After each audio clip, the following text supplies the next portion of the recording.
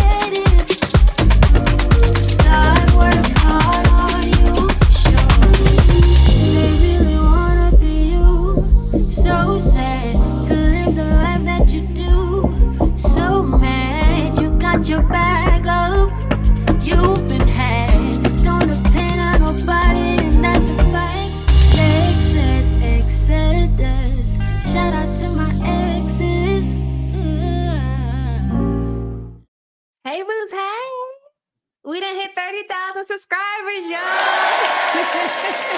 Time to celebrate. Let's pop some bottles. Y'all, in honor of hitting 30,000 subscribers, I done got a little makeover, y'all. Lex done got a little nip in the tuck. She done glowed up on y'all. She done went Hollywood, y'all. New year, new me, new week, 22 inches. New phone, who this?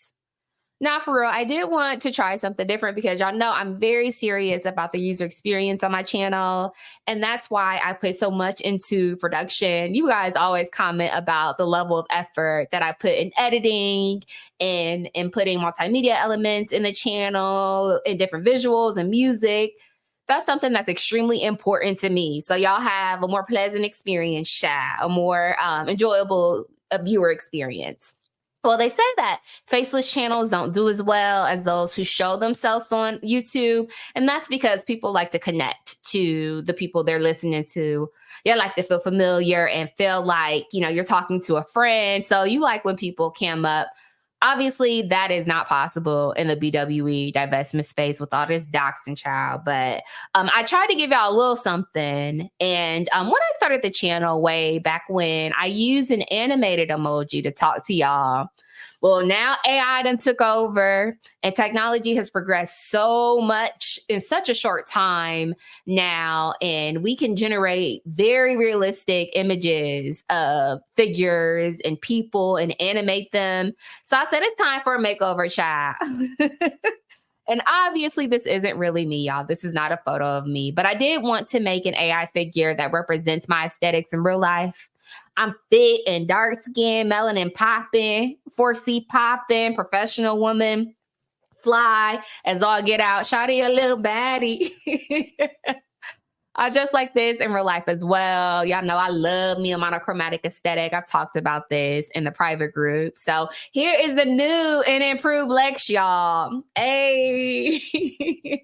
Hopefully y'all like it. I think she's absolutely beautiful. Y'all see I kept some elements of the emoji. She still got the bun child, but just the grown and sexy version of Lex. Call me Big Lex, not the little one.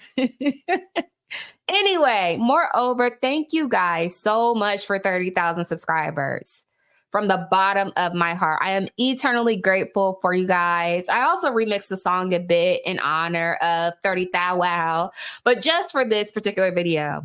So don't come for me, y'all. Don't worry. I know how much y'all love the original song. We'll go back to normal after this video. I just remixed it a bit to refresh it for hitting 30,000 subscribers, but we'll go back to the original song going forward. But anyway, thank you guys for 30,000 subbies. You guys have shown me so much love and so much support. And it's been hard out here for your girl, y'all. Y'all know BWE, I'm very quiet about what goes on behind the scenes. BWE is very crabs in a barrel. But for the most part, though, my audience have been very supportive. I've been able to stay out the beast and just do my own thing. And you guys have embraced and loved me for it. And I'm so thankful for y'all. Next up, 100K, y'all. For some reason, child, my regular viewers here don't subscribe. So YouTube show analytics on the back end, and it says that 50% of my regular viewers actually come from those who aren't even subscribed. which it don't make sense because that means most of my viewers, a large amount of my viewers aren't even subscribed. Just subscribe, child. Y'all gonna watch anyway. What Eminem say in 8 Mile, you gonna play around the bush, or you gonna beat around the bush like you too scared to lick the poom poom, so you eat around the tush. Child, go ahead and just hit that like button and subscribe. You're gonna be here anyway. There ain't no reason to cloud watch. Nobody knows. Nobody looks at my actual subscribers. Anyway, let's get into tonight's show. So I wanted to talk about the amount of backlash Beyonce, Queen Bey has experienced after announcing that she'll be releasing a country music album soon. Child, they dragging, y'all. They dragging by her blonde extensions. We got country music enthusiasts who are not happy and who are up in arms.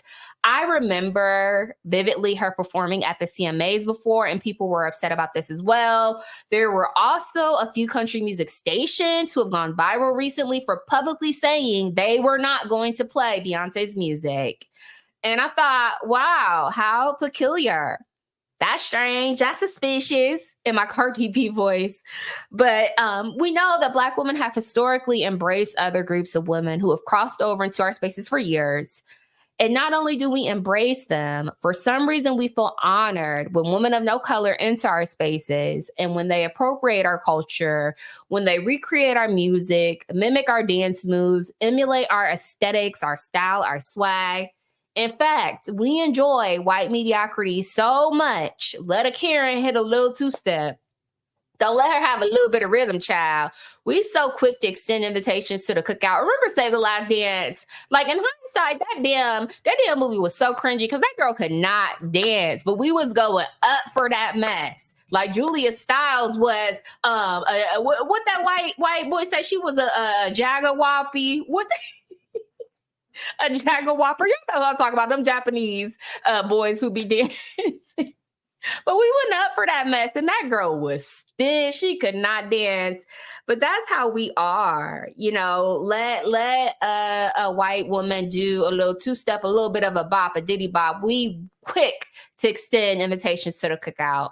And I'll take it a step further and we'll say we allow other groups of women to bastardize our culture because they like to act like it's cultural appreciation and not appropriation. But in reality, they are not honoring our culture and our aesthetics most of the time. And we know in most cases, these women simply become a caricature of it. They are like a comic book character of what they think a Black woman looks and acts like. They wear our culture like blackface and wear our Blackness like a costume, like cosplay, that they, at the end of the day, they take it off and be done with it. And it's because Black women don't gatekeep. And we allow these women to make millions off of blackfishing and black scents, and we get nothing in return. And then get shocked when we aren't able to do the same. Like we're seeing real life and in color and HD with Beyonce. And before we get into Beyonce, let's look at a few examples that illustrate what I'm referring to.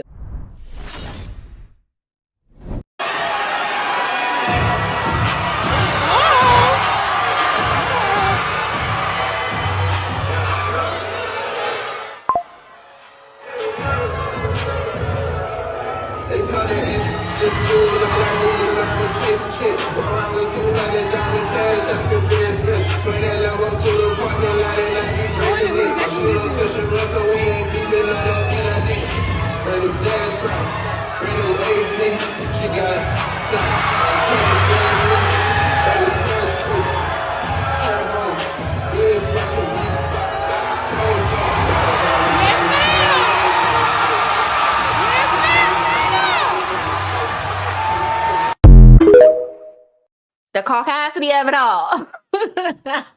The caucasity. Child, for my audio listeners, what we just watched is a group of beautiful melanated Black women at what looks like a college auditorium. They're on stage. They're pledging AKA. And then we see Bekeisha go into the forefront, do a little stiff two-step like Julia Stiles and Save the Last Dance. She flipping that thin and bob.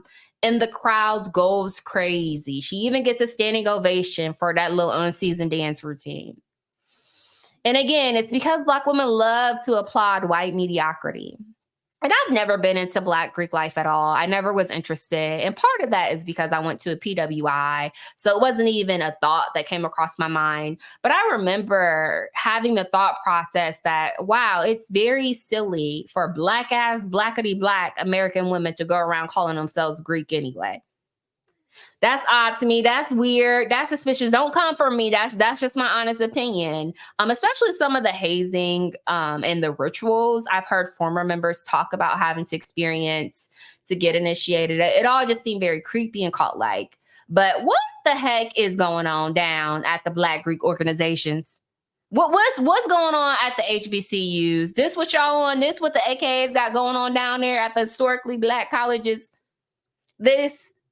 What in the Rachel Dolezal holy hell? And she reminded me of Rachel Dolezal. Didn't Rachel, remember, she ended up going to an HBCU and ended up suing them before she identified as transracial, ended up suing them for discrimination.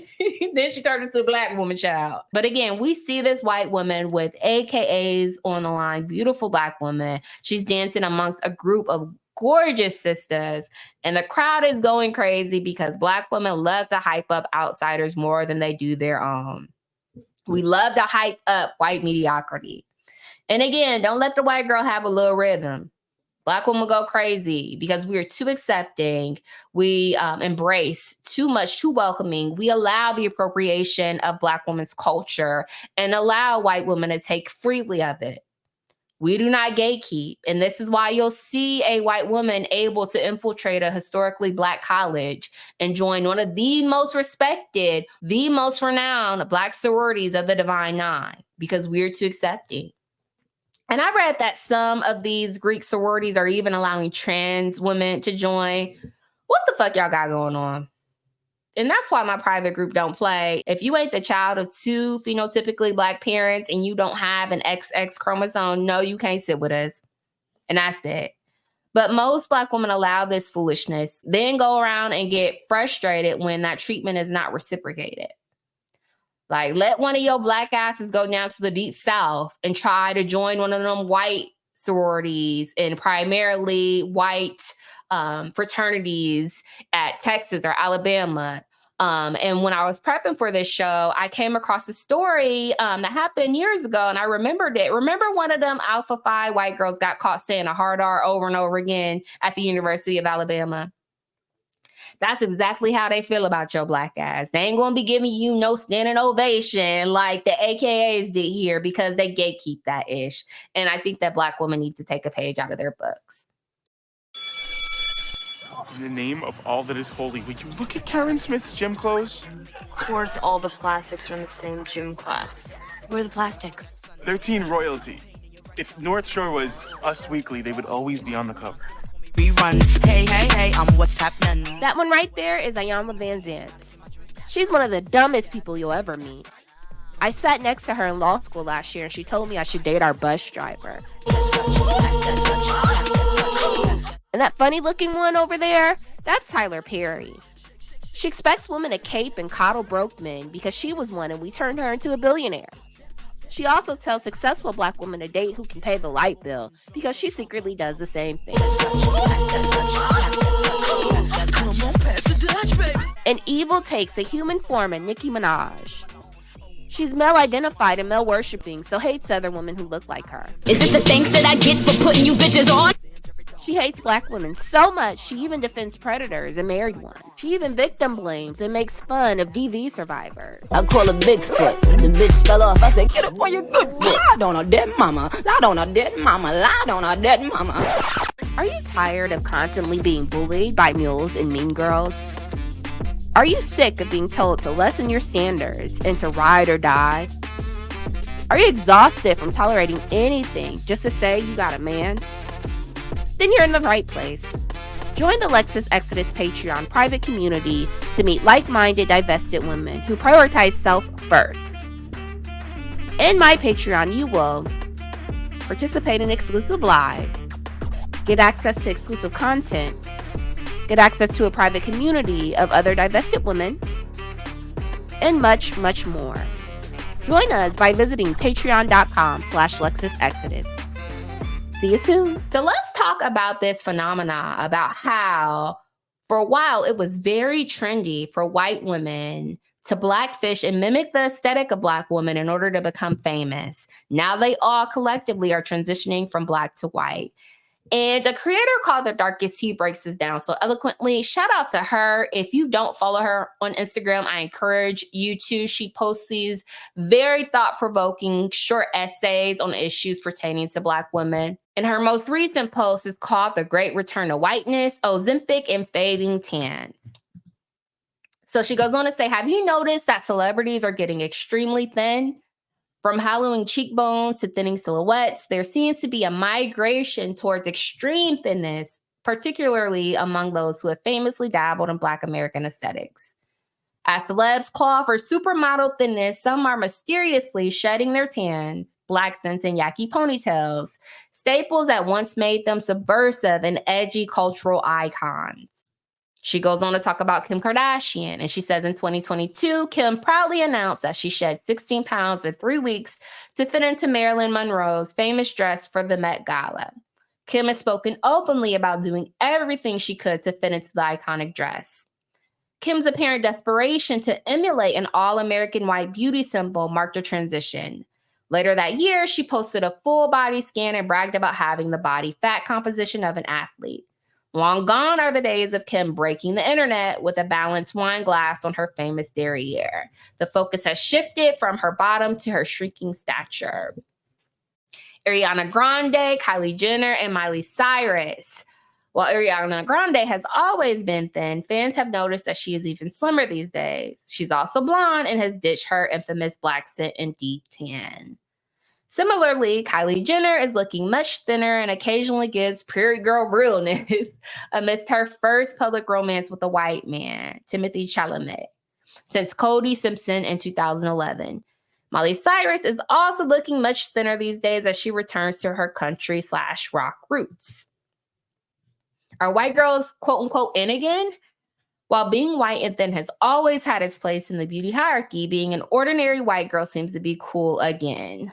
With aesthetic trends like clean girl beauty, soft girl, quiet luxury, coquette girls, and even the retired hot Cheeto girls gaining popularity, the Sophia Richies of the world are rediscovering their niche. The hypersexualized bodies usually associated with Black women are not harmonious with these racialized aesthetic trends.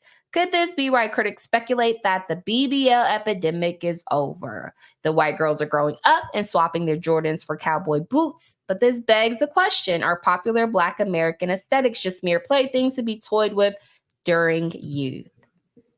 Child, this other creator also eloquently breaks this down. The Kardashians have finally stopped blackfishing and are re-emerging as the white women they always have been. Ever since the Kim's gotten with Pete Davidson, she's kind of gone white girl on us. She's got blonde hair now. She's skinny. That's the flip-flop that white girls can do. Kardashians, being truly the aesthetic savants that they are, realize, oh, me having this kind of body is attaching me to a demographic of people I don't want to be attached to, and it's making me appeal to a demographic of people I no longer want to appeal to. That's why it is no coincidence that Kim Kardashian has gone from looking like this to this.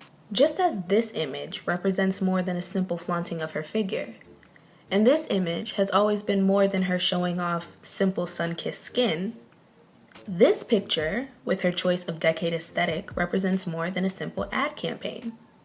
And this picture, with her curves far less visible, her choice of hair color, the American flag behind her, it represents more than just a magazine spread. Y'all, stop the press. I think the day has finally come. White women want to be white again. Oh! Would you look at that? And this is the first beauty trend that I feel like millennials have the consciousness and awareness to understand and experience firsthand, you know, from beginning to end. And I remember back in the day reading in school how certain cultures glamorize long necks. They think that's attractive. So the woman will wear these rings around their necks and will disfigure themselves just to elongate and accentuate that feature.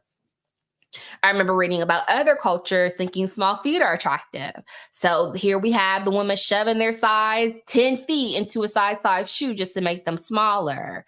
And they are uncomfortable and they're disfiguring themselves just to align towards what is mainstream and what's acceptable in their cultures. And I always thought that was so crazy. I'm like, who would actually really do that? Until the BBL trend happened.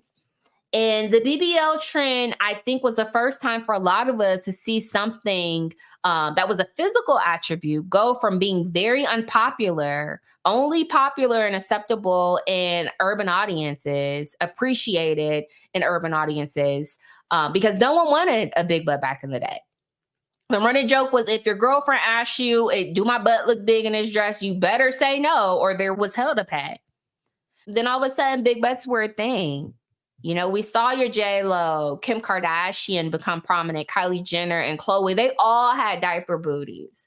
So they had these big lips, these altered hips, these fillers, all attributes that were naturally associated with Black women. They suddenly became mainstream and popular. And suddenly, overnight, the Kardashians became America's darlings. And they became billionaires off this aesthetic. And I remember Tyga infamously told Kylie if she wanted to be famous and successful, emulate Black women. And what did Kylie do? She emulated Black women, and that catapulted her career. Now she's a billionaire. And all of these white women would do this, and they would sport this racially ambiguous aesthetic. They would blackfish. They would spray tan. I mean, Ariana Grande, Kylie Jenner, they all have these photos that will go viral all the time because they went from looking like these pale whales from Idaho, like they really were, to looking like these racially ambiguous, light-skinned Keishas from the block. And they methodically utilize this aesthetic to gain prominence and influence and fame. And they were culture vultures and systemically usurped everything they could from Black women. I mean, they were wearing lace fronts, dreads, box braids, long nails. They got lips and hips. Y'all remember when Kim Kardashian wore braids and then credited to some white woman who apparently wore braids in the 70s? And then people like Black women all alike was like, what the heck? We've been doing this for ages, since the 1800s. We've been wearing our hair like that. And now, you know, these women are A-listers and at the pinnacle of their career. And they utilize Black women's images intentionally as stepping stones to get where they wanted. And now that they're done with it, it's Black to Lily White, Valley Girl they go. And Black women are to blame because we don't gatekeep. You know, remember the Kardashians all had Black women surrounding them. Black China was their best friend. They had the twins surrounding them, Khadijah and Malika, who were good friends of the family and regularly appeared on the show. Remember, Jordan Woods was Kylie's best friend. Even apparently Kim was Brandy's assistant. And what did they do? They hijacked these Black women's swag, mimicked their whole look, their style, their way of dress. In some cases, even stole their man child. Like poor Blac Chyna, I still couldn't imagine having my baby daddy stolen by my best friend's sister. By my best friend's little sister, I might add.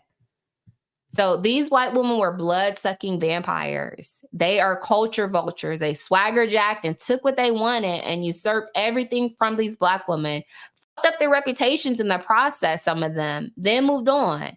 You know, remember for a while, Jordan Woods was the butt of the joke after everything happened with Tristan. They were giving her hell after that situation. I feel like she really didn't experience redemption until she went on the Red Table Talk and talked to Auntie Jada, who, you know, and tried to repair her image. But Black women are to blame for all this because we failed to gatekeep. And now Black women look crazy because we allowed these women to cosplay our Blackness, bastardize it, and become millionaires off of it.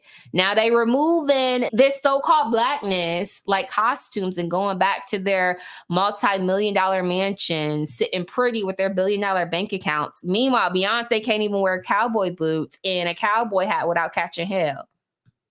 So this is crazy. It all reminds me also, when I was prepping for this, it reminded me of how back in the day, it was a well-known method for newer networks to build their channels or build their networks by pandering to Black audiences. So if you're old like me, you remember they used to call UPN Underpaid Nigga Network in the WB. And it's because they all had a slew of Black sitcoms. So we had the Wayans brothers, Malcolm and Eddie, Moesha, the Parkers, 101. What's the one with Joan? Gosh, Girlfriends. I don't know why I couldn't think about that. I couldn't think of that. But they had all of these Black sitcoms that they utilized to build their audiences early on. And after they became successful and more established, suddenly them shows got the boot and those networks became very whitewashed. And that's what these prominent white women like Ariana Grande, Kim K, and Kylie have collectively done to Black women as well. So they surrounded themselves around Black women, built their brands and their aesthetics off the backs of Black women, earned billions. Now they're done. They live in their best life. So they removed Black women's aesthetics like a costume and then moved on. So Miley Cyrus has done this as well. If we're going to celebrate Miley Cyrus, we also need to talk about Miley Cyrus's choice to appropriate Black culture throughout her music career. In 2013, with the release of Bangers, Miley decided to step into the world of hip-hop for some reason. The album included rap songs with features from rap artists, but the thing is that the songs that were released to the public as singles were very much not hip-hop style songs. She not only decided to do hip-hop music, but she also decided to appropriate Black culture by wearing these dreads multiple times and also claiming twerking to be something that she basically invented. In 2017, while doing press for Younger Now, she talked about how she stepped away from hip-hop because she didn't like how they talked about women or all these other things, and she was like, it's so derogatory. And just the fact that she can just step away from hip-hop as fast as she stepped into it is white privilege to a T. So let's look at her music then.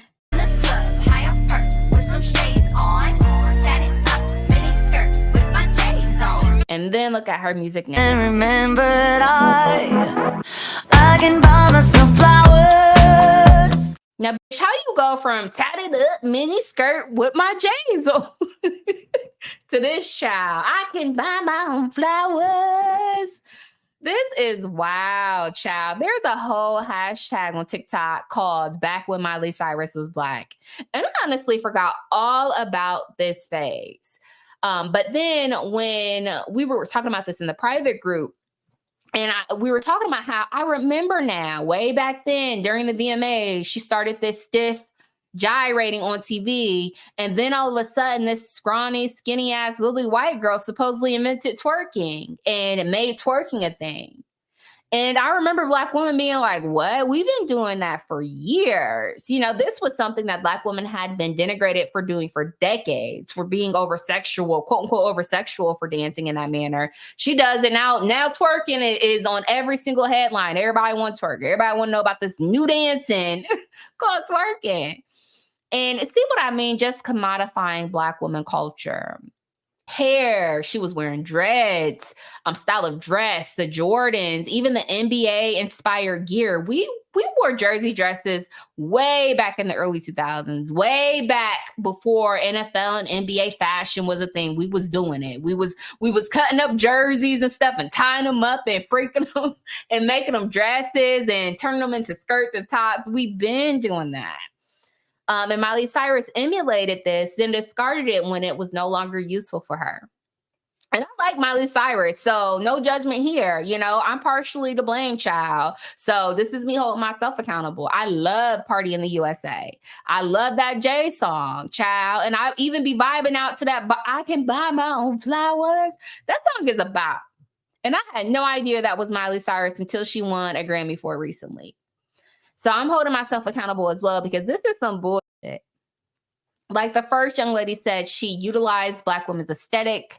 Our lingo, our swagger, was a culture vulture and made millions off the backs of Black women, wore Black women's aesthetics like a costume, and Black women embraced her.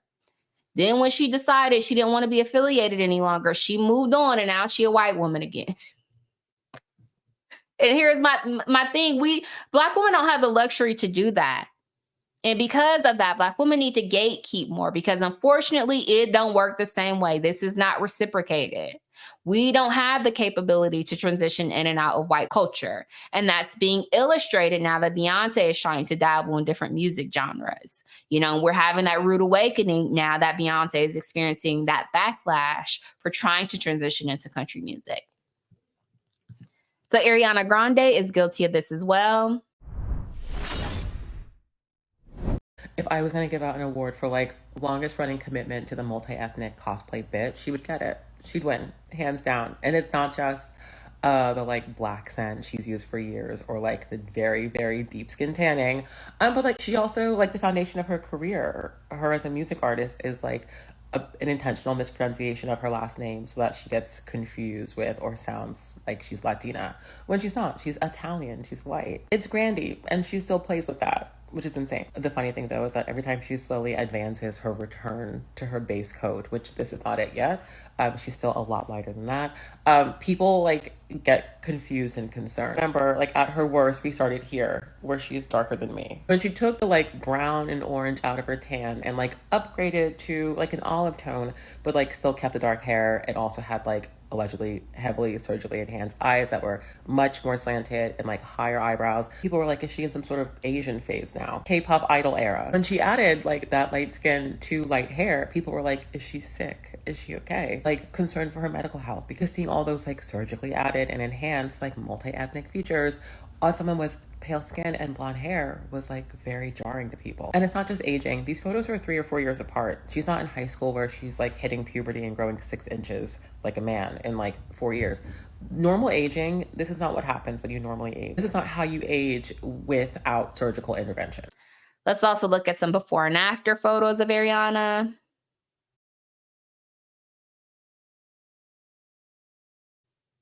And let's also listen to her black scent before and what she sounds like now. Cookie, is my juice okay?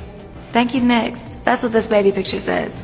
The dancing scene in this video was actually inspired by Sweet Charity and the wardrobe. You know, I love my MAC lipstick. This is the MAC I'm here to talk about today, girl. Come on. Kill me, get your ass in here. Come on, girl. Beauty secrets isn't the secret that we all just want to feel our best and be loved. Full transparency, as a beauty person, as I do my lips, had a ton of lip filler over the years and Botox. Girl, what happened? What happened? What happened to That's My Juice, girl? That's my juice. Get your ass in here, girl. All of a sudden she's talking, oh, yes. So this is what inspired this music video. This concept was so impactful for me. And that's what inspired this album. Like, child, y'all, they calling her a race bender online. And I can't, but it's all cosplay to them though, y'all. And it's getting weird. Did y'all know this girl is Italian? I was today years old when I figured that out when I started prepping for this video. This whole time I thought she was at least Hispanic. But homegirl said her last name isn't even pronounced Grande. It's pronounced Grandy, homegirl said. She just hypes it up to play into this racially ambiguous persona that she has. So this is what I mean. We allow these women of no color to enter in and out of our culture, copy our aesthetic, commodify our swag, wear it like a costume, and profit off our images, then go on like nothing happened after usurping all of our resources. So Taylor Swift has done this as well. So apparently she blatantly ripped off Doja Cat's Kiss Me More video and her video with Ice Spice. So are we just not going to talk about how Taylor Swift just plagiarized this whole entire music video concept from Kiss Me More by Doja and SZA?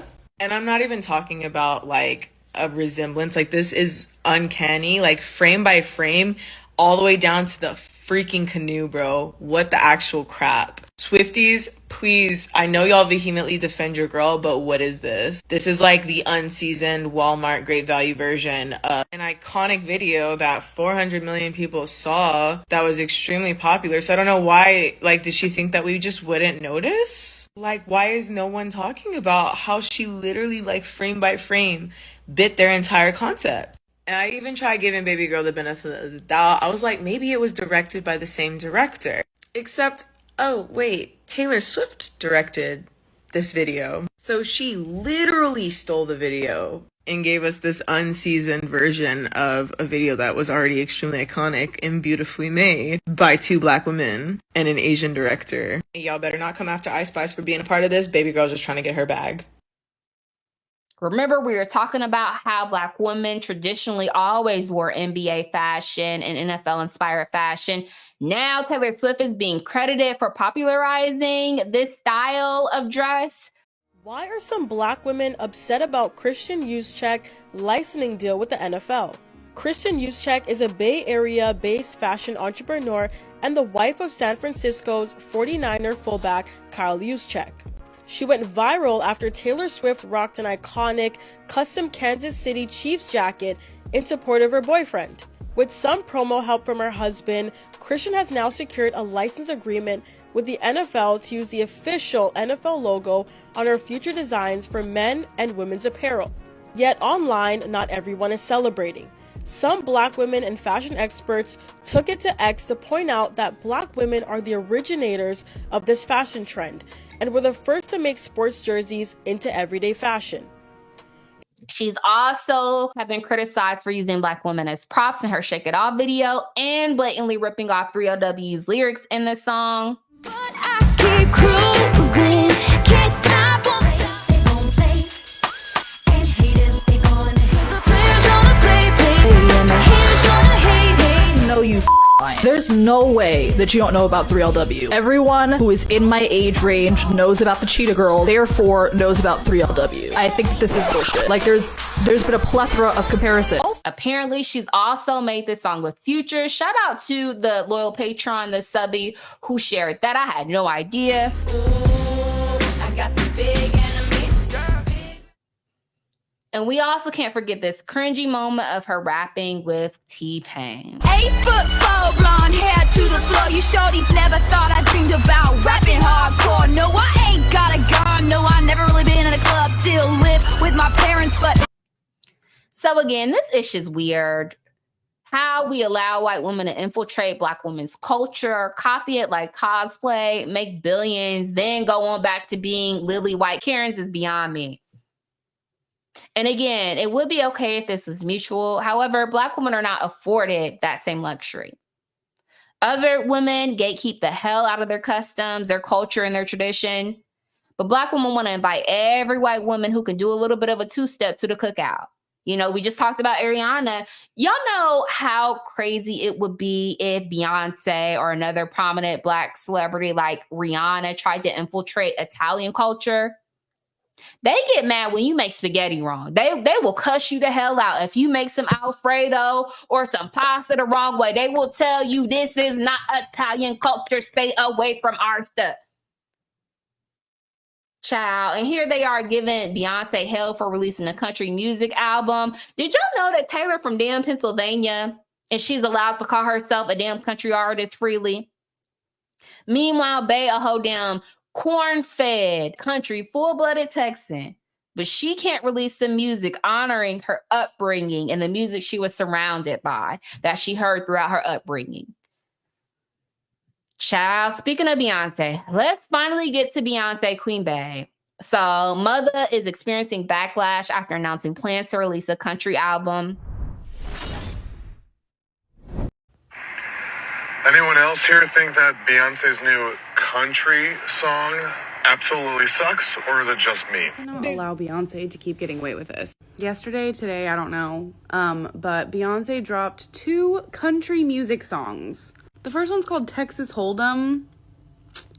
What? I just think that we need to all stop acting like it's so good. Like, oh, it's Beyonce. Like, anything she does is like lyrical genius. No, this isn't true. The lefties in the entertainment industry just won't leave any area alone, right? They just have to seize control over every aspect, don't they? They've got to make their mark, just like a dog in a dog walk park. You know, every dog has to mark every tree, right? So that's what's going on here. Shania and the other folks you talked about, what they did is they were in country music and they went out. You know, that's one thing. But people coming into country music have a Because I know a little something about country music. Beyonce fans are furious and say their idol was discriminated against after a country radio station refused to play her song. Previously, one of Beyonce's fans asked a local radio station to play her new song, which is in a country style, but he was refused. In an email, the station said they do not play Beyonce as they are a country music station. Angry listeners said it was all about the singer's skin color and that she had been subjected to racism. Are those not country songs? Why are they not considered country? Explain that.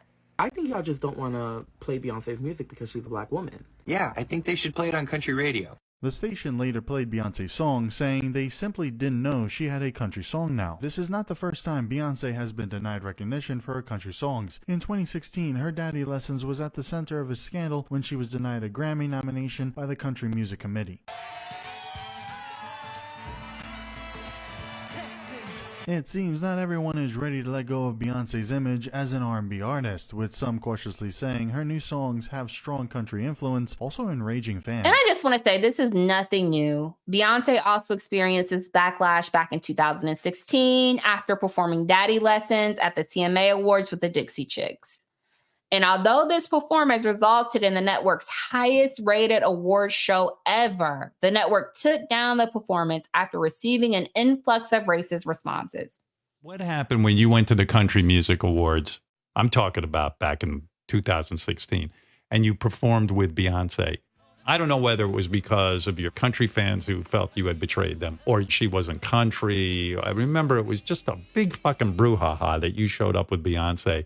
Right. Criticized for that, right? It was just a weird vibe in that building. We hadn't done anything, country award shows or anything since the controversy.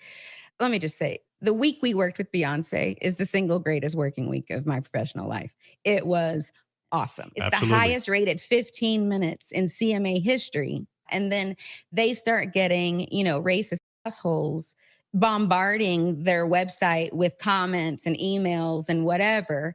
And so they take her down. They took our performance down.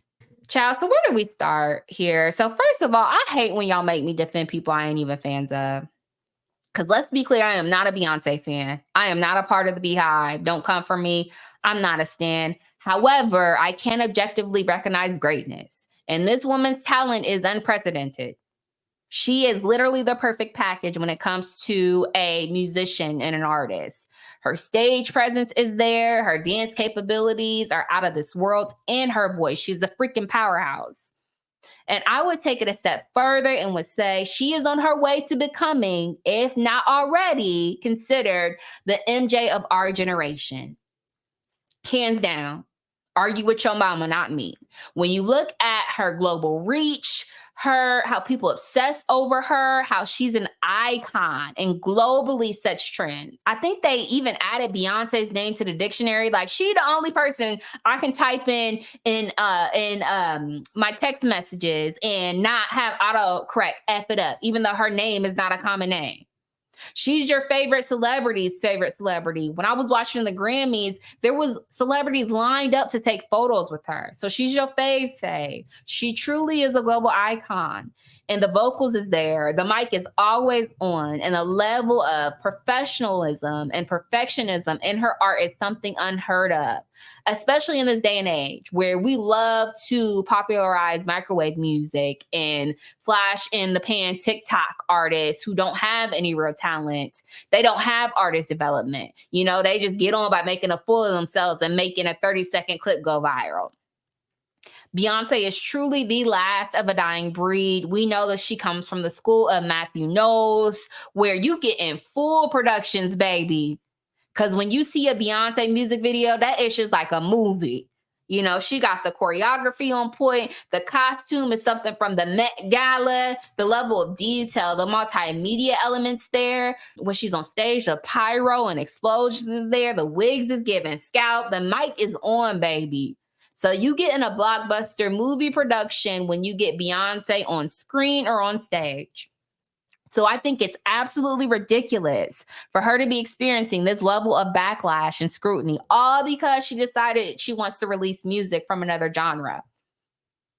And I truly do like to look at things from an objective perspective. And I like to give everybody the benefit of the doubt. And I ask myself, okay, Well, let me try to view it from these folks' perspective. If I grew up with something that I coveted, that was a part of my culture, that was sacred to me, would I want an outsider just to play around with something like music that I grew up on and that I held near and dear?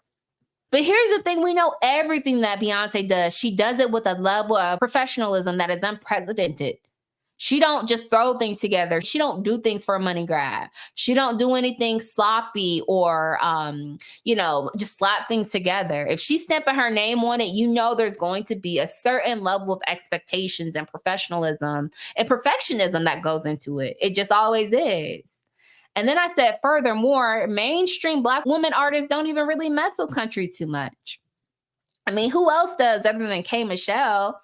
However, every damn day we got non-rapping mediocre, talentless white women like Bad Baby and Iggy Azalea and the Period I girl emulating Black women, making our music, yet no one bats an eye.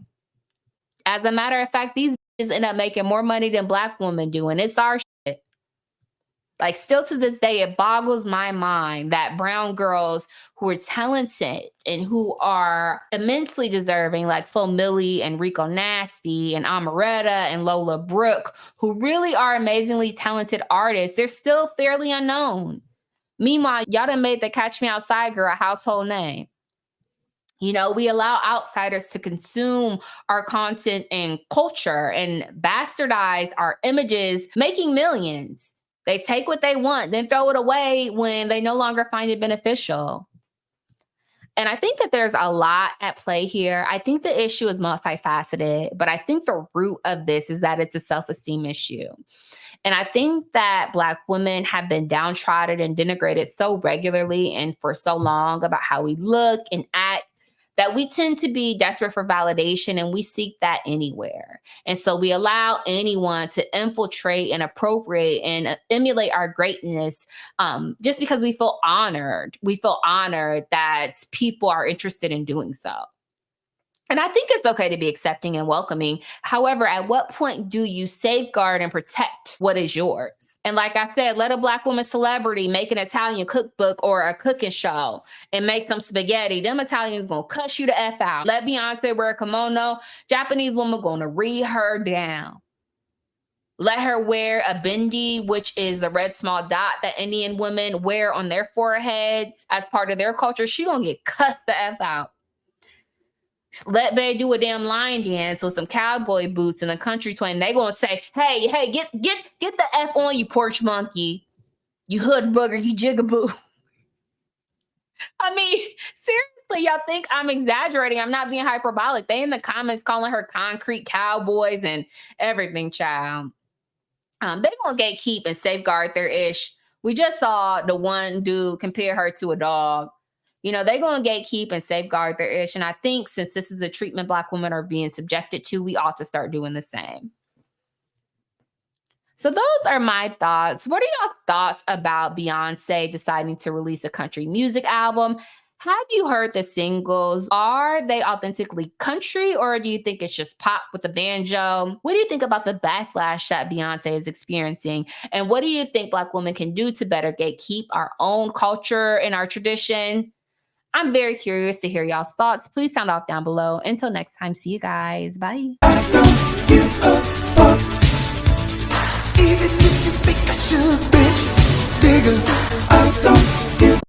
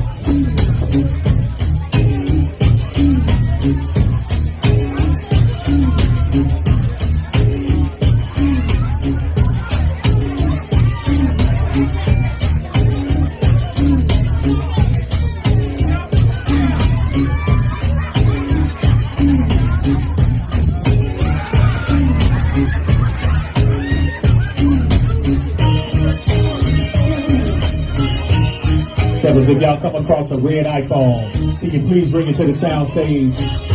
Red iPhone, we appreciate it.